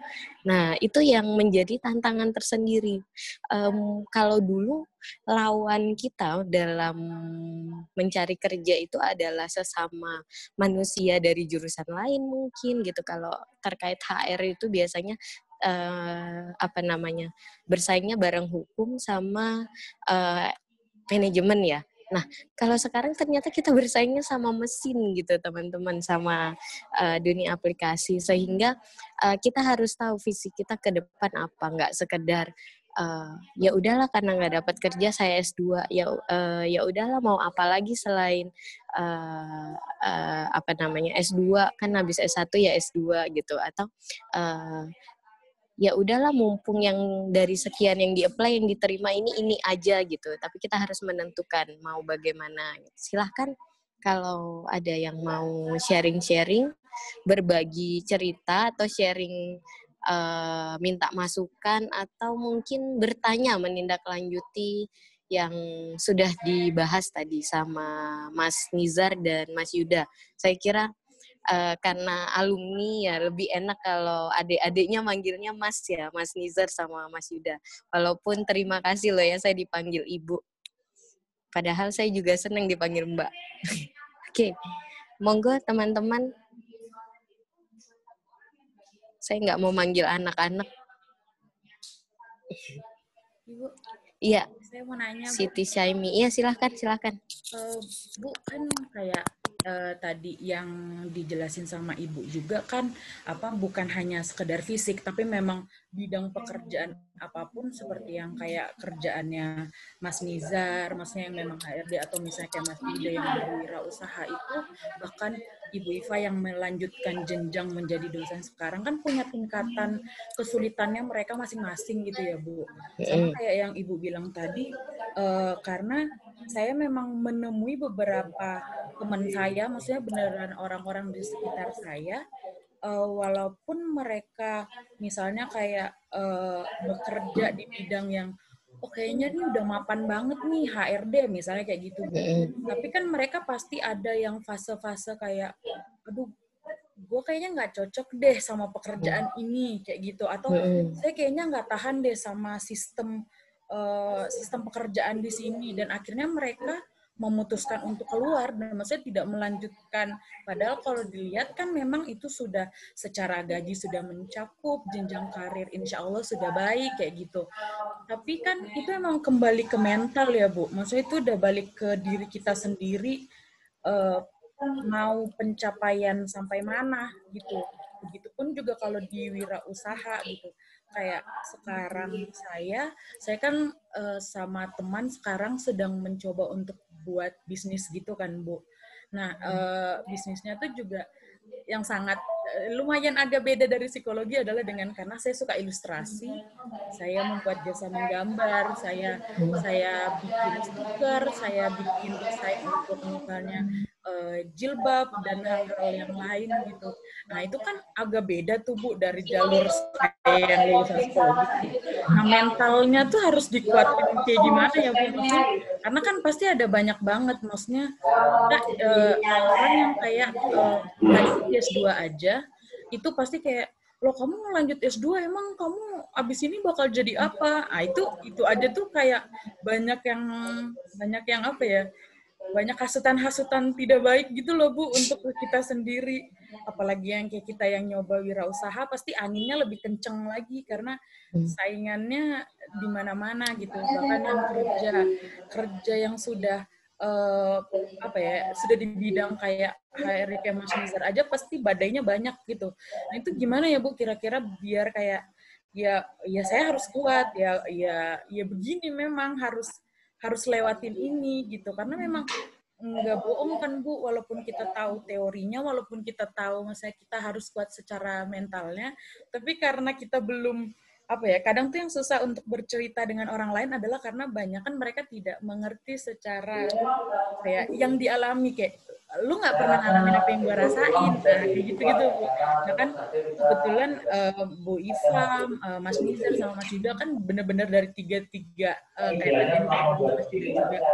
Itu kira-kira kalau menurut Mas sama Mbak sendiri gimana gitu buat kitanya yang beneran baru turun ke hutan itu kalau katanya tidak gitu. Itu aja sih pertanyaan saya. Ya, oke, terima kasih Siti Syaini. Nah, sebenarnya saya bukan pemateri loh, saya moderator, jadi saya lempar ke pemateri kita yang keren-keren. Siapa dulu nih? Nizar dulu kali ya. Gimana? Saya kira poinnya adalah menguatkan mental sama mengatasi. Kalau saya nyimpulin mengatasi dinamika dunia kerja gitu. Gimana tuh kalau dari Nizar? Aduh, ini jadi kalau dari saya yang saya lihat dari Mbak Siti ya, mungkin Mbak Siti ini masih bimbang gitu antara mau langkah selanjutnya ini apa gitu. Jadi memang sebenarnya Mbak Siti ini sekarang sudah di path yang benar gitu. Jadi trial and error gitu. Sekarang sudah lagi ngejalan, baru lulus tapi sudah punya sudah punya usaha begitu kan. Nah, itulah pentingnya kita mengenali diri kita juga gitu. Kita nih sekarang bukan nyamannya, kita maunya apa, kita punya potensi apa. Kalau kita punya potensi wirausaha ya nggak apa-apa, itu bagus. Seperti kita lihat Mas Yuda kan success story-nya sangat sangat bagus sekali gitu, sangat inspirasi sekali.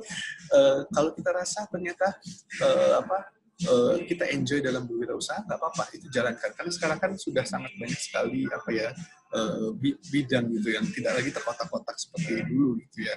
Pun kalau memang kita ternyata kita punya pemahaman bahwa saya punya background pendidikan psikologi, saya HRD, nggak apa-apa, kejar juga atau dia gitu trial error. Jadi memang masa-masa kalian fresh graduate ini masa-masa juga masih bisa trial error, masih belum terlambat gitu untuk coba sana coba sini gitu. Nanti coba kalau mau melamar HRD, lamar aja, apply, nanti dirasakan juga gimana rasanya jadi HRD, ngikut orang, gimana ngikut di bawah punya atasan gitu, gimana rasanya bukan terpunggung ya, ini dalam satu perusahaan dan peraturan perusahaan dirasain. Kalau memang nyamannya ternyata saya lebih nyaman dengan usaha, ya nggak apa-apa, masih belum terlambat, masih umurnya masih 22-23 kan, masih punya waktu 2-3 tahun lagi buat trial and error. Itu sih kalau dari saya begitu. Mungkin dari Mas Yuda. Iya, gimana? Silahkan Yuda. Oke, jadi gini, ketika saya memutuskan untuk membangun usaha itu, saya langsung dipanggil sama bapak saya, disuruh duduk. Kalau kata-katanya Yuda duduk gitu. Nah ini udah firasat saya udah nggak enak ini gitu. Saya duduk sambil lihat bawah, nggak berani lihat atas. Bapak sambil rokokan gitu, saya kuliahkan kamu itu biar ada di kantor yang ber-AC gitu. itu yang saya terima. Itu yang saya terima. Jadi Mas Nizar nih anak idaman bapak saya. Terus gitu, ketika teman-teman ambil keputusan, teman-teman harus tanggung jawab sama keputusan teman-teman. Itu yang pasti. Jadi ketika teman-teman ambil keputusan, oke, saya membangun usaha dari ilustrator, apa ilustrator gitu, orang tua pasti nggak akan tahu apa ilustrator, uangnya dari mana gitu. Itu yang akan itu yang harus pelan-pelan teman jelaskan. Pertama, ketika komunikasi sama orang tua tidak bisa 1 kali 2 kali, Mbak nih. Jadi ketika komunikasi teman-teman punya pendapat nih, saya punya planning seperti ini gitu kan, orang tua nggak setuju, orang tua tuh nggak akan selamanya nggak setuju. Komunikasi sekali, 2 kali duduk bareng, makan, Pak ilustrator tuh gini loh gitu. Ke depan, enggak tembus nih, sekali nggak mungkin tembus nih.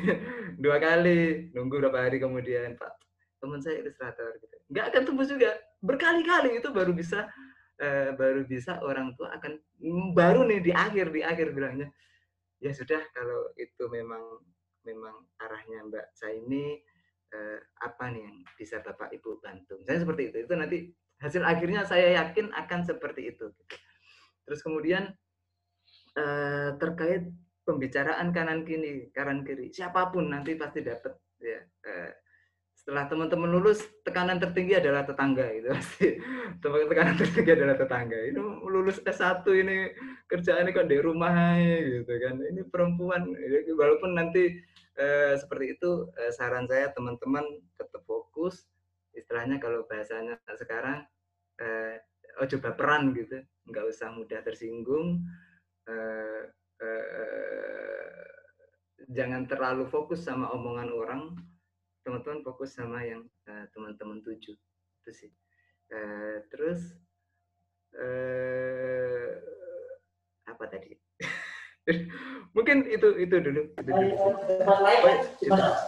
Ya, ya, terima kasih atas jawabannya. Saya nambahin sedikit karena memang kalau kita mau ke jenjang mau ke hutan, welcome to the jungle tadi ya Mas Yuda ngomongnya.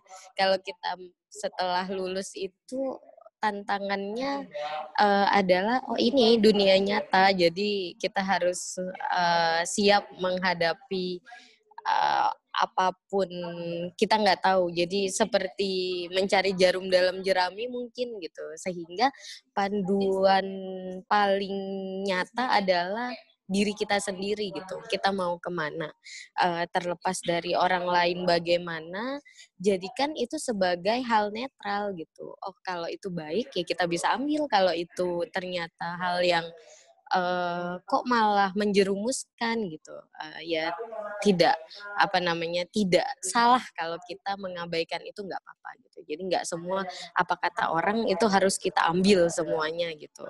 Yang pasti kalau saya sih memang jatuh bangunnya kita, masukan dan lain sebagainya, keluarga itu yang paling penting ya gitu.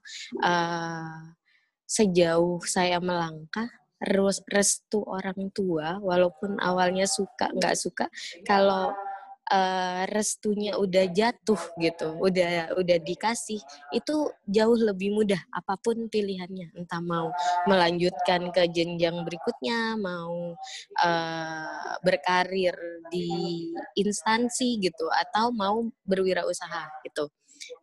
Saya kira itu sih. Oke. Yang lain ada lagi yang mau di-sharingkan? Iya, sama-sama. Kalau nggak mau ngomong langsung lewat chat juga nggak masalah sebenarnya. Ini saya boleh tambahkan sedikit, Mbak Iva? Iya, boleh, monggo. Teman-teman, selain tetangga, tadi ada satu lagi nih yang mau sampaikan. Jadi nanti teman-teman kan sudah akrab dengan lingkungan sosial media. Teman-teman akan melihat teman-teman kalian yang sudah diterima kerja terlebih dahulu. Teman-teman akan melihat teman kalian yang usahanya udah jalan gitu. Nggak usah minder, nggak usah khawatir. Ketika mereka ngajak ketemu, ngejak reuni, tetap datang, tetap tanya ke mereka, tetap minta mereka untuk berbagi, dan teman-teman tetap konsisten. Kita semua punya start dan finish masing-masing. Teman-teman mungkin ada yang baru mulai, seperti yang saya katakan, teman saya ketika lulus, teman saya langsung ada diterima yang di BRI, di BUMN, itu ada. Tapi saya baru mulai 2015 nih, 2015 pun saya masih sering cari recehan di saku untuk beli mie instan gitu. Itu tahun 2015. Jadi saya pada waktu itu saya punya tujuan ini nih, saya harus fokus. Saya walaupun lihat teman-teman ada yang susah diterima kerja, bahkan ada yang 1-2 kali sudah diterima kerja di tempat perusahaan yang lain gitu. Cuma cara terbaik teman-teman adalah fokus dan terus bergerak gitu sih, karena kita punya start dan finish yang beda-beda ya. Oke, terima kasih Mas Yuda. Silahkan yang lainnya kalau ada yang mau di-sharingkan, ditanyakan, boleh.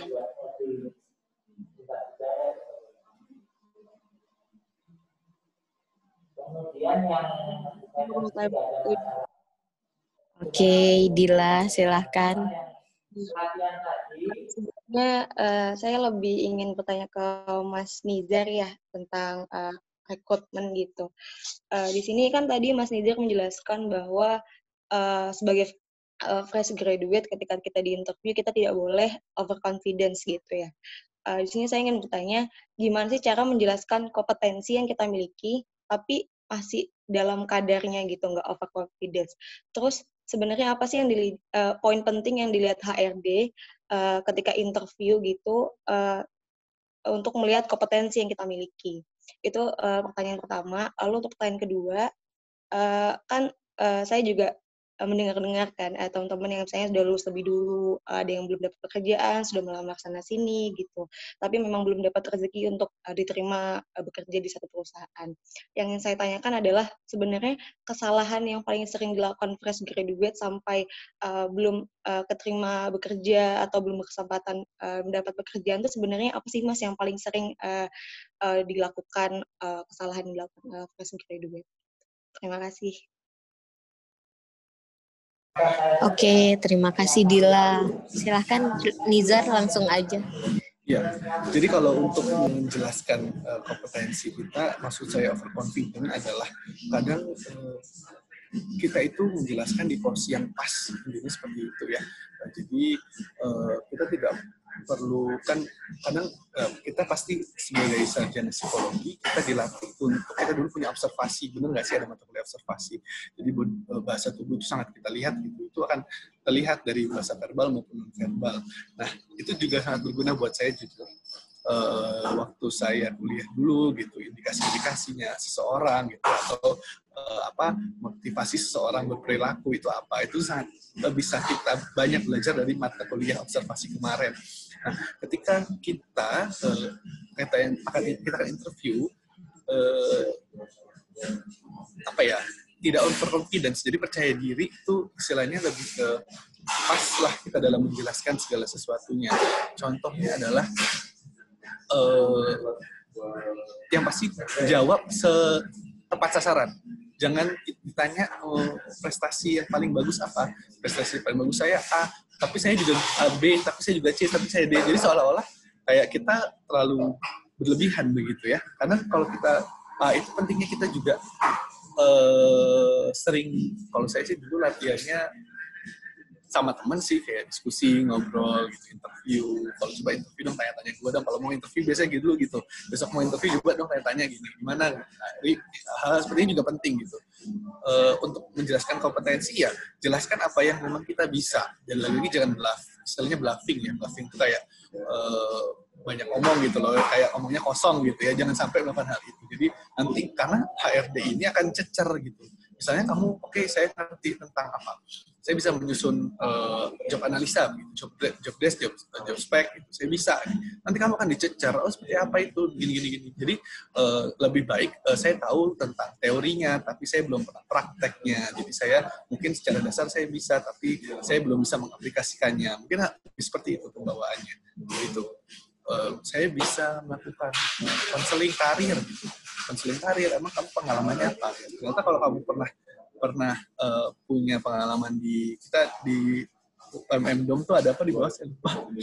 Ada ini ya. Teater Dom. Iya, di Dom bawah ada dulu lembaga psikologi ya. Konseling karir ya di situ. Oh, PLP ta. Masih ada ya sekarang. Pusat Layanan Psikologi. Iya, Pusat Layanan Psikologi. Nah, mungkin itu kalau memang kita punya pengalaman di situ ya sampaikan gitu ya, apa yang kita lakukan, jangan dilebih-lebihkan. Intinya begitu. Overconfident itu kan kadang dilebih-lebihkan, akhirnya kita bluffing, akhirnya kita dicecer sampai pertanyaan yang kita dead end dan ternyata kita nggak ngelakuin itu. Wah, itu yang benar-benar akan jadi catatan khusus buat HRD. Terus yang kedua tadi mohon maaf. Yang kedua itu kesalahan apa sih kira-kira kalau kok kita belum keterima kerja gitu?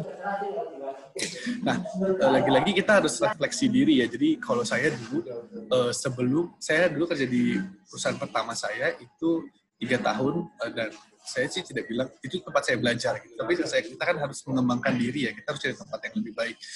Itu saya harus ngelamar sampai 10 sampai 15 perusahaan lagi gitu untuk dapat sampai perusahaan yang sekarang. Artinya apa? Memang kalau kita merasa diri kita sebenarnya sudah cukup, bukan sudah cukup, sudah memberikan yang terbaik ketika proses interview tapi juga belum dapat. Artinya mungkin ada faktor eksternal yang memang kita tidak bisa pungkiri itu ada, mulai dari saingan mungkin atau dari banyaknya pelamar begitu ya. Mungkin kita kalau masih belum lulus kita mungkin lebih mengkerucutkan, menspesifikasikan gitu. Mungkin kalau di Jakarta tuh saingannya memang kayaknya banyak banget dan bayangin aja di sini universitasnya terus dari daerah pun datangnya ke Jakarta. Jadi kalau kita merasa masih belum keterima dan kita sudah bukan terbaik, mungkin kita agak harus pilihannya extra effort atau mungkin kita coba cari job lahan pekerjaan yang di tempat lain gitu. Mungkin di sini mungkin saya terlalu berat. Bisa juga dari itu tadi sih yang membangun portfolio itu penting. Jadi kita dari kuliah memang seharusnya sudah membangun portfolio apa yang membuat kita nanti ketika kita melamar kerjaan, kita bersaing dengan orang lain, kita punya nilai jual istilahnya lah. Kita punya ada yang diunggulkan dari personal branding kita lah. Kalau dari kesalahan sih sebenarnya ya tadi yang don'ts yang saya bilang tadi ya, yang don'ts yang hati-hati harus tentang tricky, terus of confidence, terus menjelek-jelekan. Itu sih yang mungkin kesalahan umum yang biasa saya temui di kandidat yang itu bikin mereka fail. Mau sepinter apapun, tapi kalau dia attitude-nya nggak bagus atau suka menjelekkan, pasti akan kita tekan. Mau dia sepinter apapun, tapi begitu, dia ngerasa pintar, ngerasa agak sombong, itu pasti akan kita langsung cut gitu. Begitu-gitu sih yang saya sering temui, kesalahan-kesalahan gitu. Itu sih Mbak, mungkin ada, kalau kan mungkin Mbak Iva, atau ada. Oke, ya. Makasih Mas Nizar. Dila gimana? Sudah ya? Yang lain boleh? Iya Ibu, terima kasih Mas Nizar.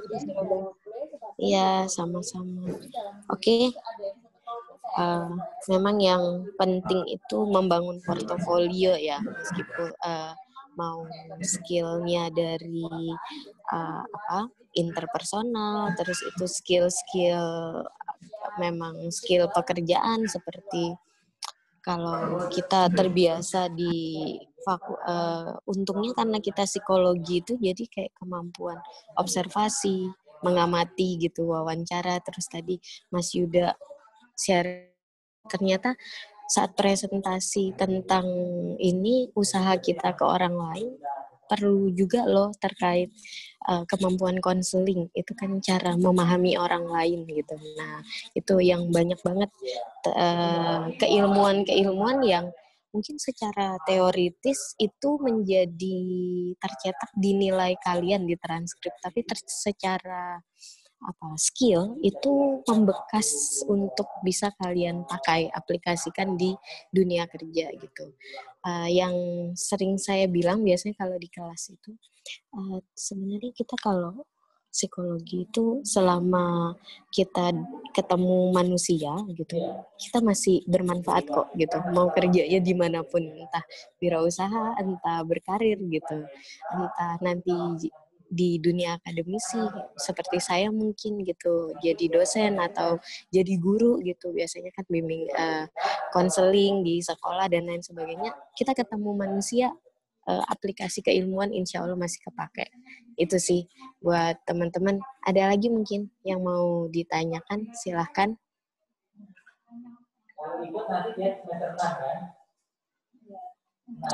Halo calon wisudawan. Saya kira kalau diam katanya memahami gitu. Satu lagi mungkin pertanyaan sebelum kita closing statement kan,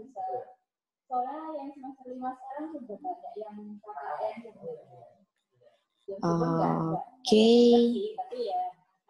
sepertinya sudah ini ya, kayaknya udah jelas banget tadi ya. Saya kira memang ini aja sih, saya request sama pemateri, sama Mas Nizar, sama Mas Yuda. Halo. Halo, ada Ya. yang Halo, dengar ya Bu? Bu Iva. Iya.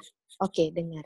Silakan. Ya, saya punya mau nanya pertanyaan ini.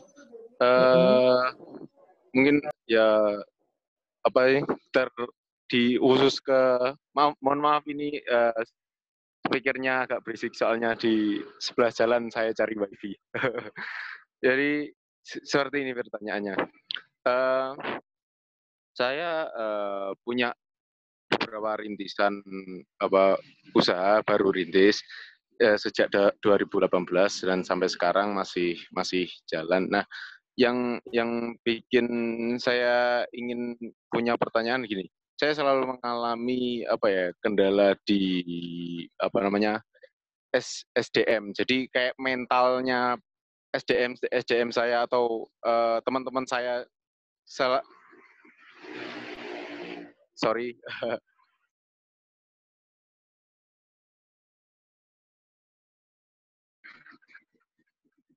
agak berisik. Ya, langsung pertanyaan aja langsung. Jadi bagaimana, terutama ini punya pertanyaan ke Mas Yuda sih sebenarnya. Jadi Mas Yuda, bagaimana sih Mas Yuda selaku yang udah merintis usaha teknopreneur ya, Nakula Sadewa itu menguatkan para istilahnya SDM-nya untuk punya mental berwirausaha seperti itu. Terima kasih Bu Iva, Mas Yuda, Mas Nizar. Terima kasih atas waktunya. Oke, terima kasih Rido. Iya, silakan Yuda, langsung aja kali. Mas Rido. Nah ini nih, kita kuliah di psikologi nih di sini nih. Oh iya. Sebentar Mal. Oke. Sebelumnya ya, itu sebenarnya pertanyaan pembuka sih, ada beberapa pertanyaan lagi yang masih banyak. Kalau boleh saya minta kontaknya Mas Yuda seperti itu. Oke, terima kasih. Boleh nanti ada. Iya. Saya bagi di chat ya. Nanti. Ya, monggo. Oke, terkait SDM yang kadang tidak sesuai dengan dia tidak bisa ngimbangi sih. Lebih tepatnya tidak bisa ngimbangi terkait kinerja kita atau tidak bisa ngimbangi terkait semangat kita gitu. Itu yang agak sulit juga sih. Tapi gini, inilah kita untungnya di psikologi gitu. Jadi ketika ada teman, jadi saya mencoba untuk selalu dekat dengan seluruh tim saya. Jadi saya nyebutnya nggak ada karyawan tim gitu, tim saya. Entah teman ngopi, entah teman diskusi, entah dia putus sama pacar cerita sama saya gitu. Itu yang saya kedepankan ketika saya membangun relasi sama tim saya.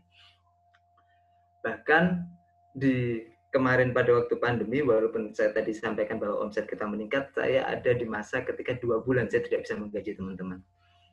Yang saya sampaikan adalah kita duduk bareng, teman-teman punya masalah yang kalau misalnya gaji ini mundur, masalahnya seperti apa dan lain sebagainya, kita coba cari solusi bareng-bareng. Saya mencoba sedekat itu sama tim saya. Nah, terkait tim yang tidak bisa mengikuti alur kita, tim ini jodoh-jodohan Mas. Jadi jodoh-jodohan. Jadi saya membangun usaha saya ini tidak saya sendiri, tapi sama partner saya. Dan ketika menurut saya untuk cari jodoh bisnis ini lebih sulit ketika cari istri, menurut saya gitu. Menurut saya seperti itu. Karena pertama adalah terkait semangatnya, terkait arahnya, visi misinya ini harus sama. Itu yang pertama. Yang kedua, kita harus saling paham. Ketika tim saya punya kekurangan di hal tertentu, berarti saya harus mengcover itu. Oke. Ketika tim saya ternyata misalnya ada tim saya ada yang punya tanggungan kredit misalnya. Ketika kondisi kita lagi jatuh seperti di bulan awal tahun kemarin, saya akan prioritaskan kamu kreditnya berapa, kantor nggak bisa buat gaji tim, tapi kredit itu berapa, kantor bisa bayar terlebih dahulu, seperti itu. Terus kemudian untuk cari tim yang pas, kelihatannya Terus salah satu cara yang bisa saya sarankan adalah pertama cari yang visi misinya sama. Kemudian kalau memang belum nemu, Mas Ridho harus bisa menghandle semuanya. Jadi bekerja secara sendiri. Dan kemudian membangun timnya itu adalah sebagai employee, bukan partner bisnis. Itu yang saya sarankan. Karena ketika partner bisnis berarti dia harus bagi dua nih. Pekerjaan harus bagi dua. Beda dengan tim. Kalau dengan karyawan, kalau karyawan Mas Ridho sudah tentukan kamu pekerjaannya ini. Urusan keuangan, urusan pengaturan SDM itu tanggung jawab saya, dan sisanya adalah tanggung jawab saya, marketing adalah tanggung jawab saya gitu. Tapi ketika partner bisnis berarti itu harus bagi dua, marketing berdua, produksi berdua, keuangan kalau kekurangan modal juga berdua juga sama. Nah, ketika belum nemu-nemu, belum cocok, saya sarankan Mas Ridho bergerak sendiri terlebih dahulu sampai ketemu yang cocok. Karena apa? Kalau misalnya Mas Ridho harus nunggu orang yang cocok ini muncul, Mas Ridho nggak akan mulai-mulai soalnya. Nanti kesulitan cari partnernya. Gitu. Nah, kalau misalnya Mas Ridho sudah bukan partner bisnis ya, tapi merekrut karyawan, yaitu tadi saran saya mungkin pendekatan secara personal, kemudian tanyakan secara masalahnya. Sekali lagi, teknik konseling di psikologi bermanfaat di sini ya. Oke, itu Mas Ridho.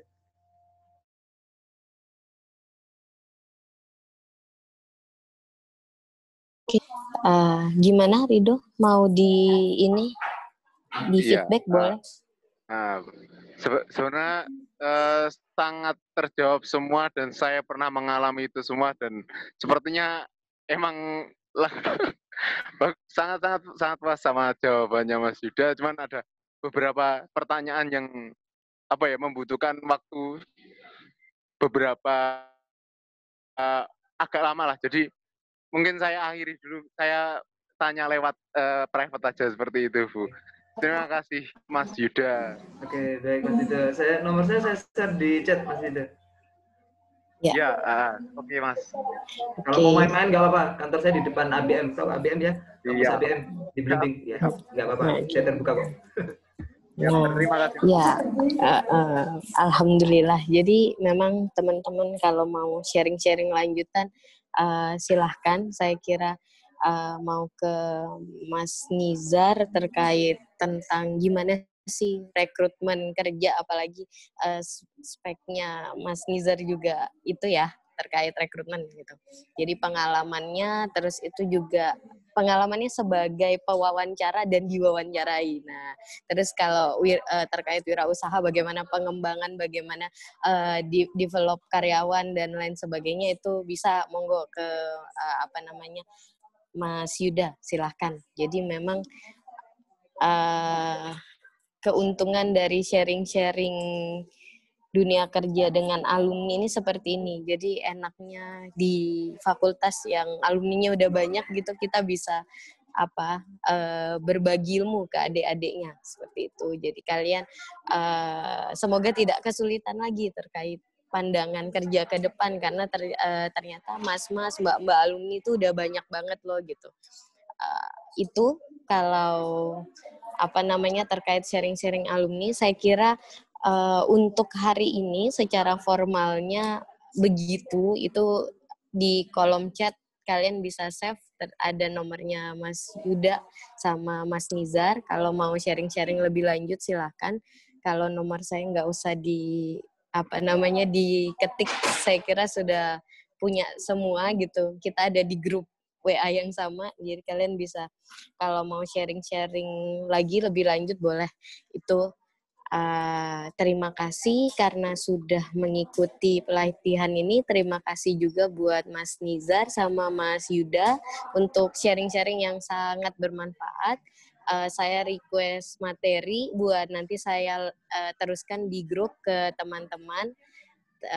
Itu kalau dari kami, saya atas nama fakultas juga terima kasih sekali lagi karena sudah bersedia meluangkan weekendnya buat sharing-sharing ke adik-adik calon wisudawan ini yang minggu depan insya Allah yudisium dan memasuki dunia sesungguhnya, karena dunia kuliah itu nyaman banget ya gitu. Saya pribadi kalau disuruh milih lebih milih kuliah sebenarnya. Oke, saya akhiri tidak berpanjang-panjang kata untuk pilihan dunia kerja hari ini. Semoga sedikit tapi penuh manfaat untuk kita. Wabillahi taufiq wal hidayah. Wassalamualaikum warahmatullahi wabarakatuh. Assalamualaikum. Waalaikumsalam warahmatullahi wabarakatuh. Terima kasih Mbak Iva, Mas Yuda. Iya, sama-sama. Izin live ya. Iya, monggo-monggo.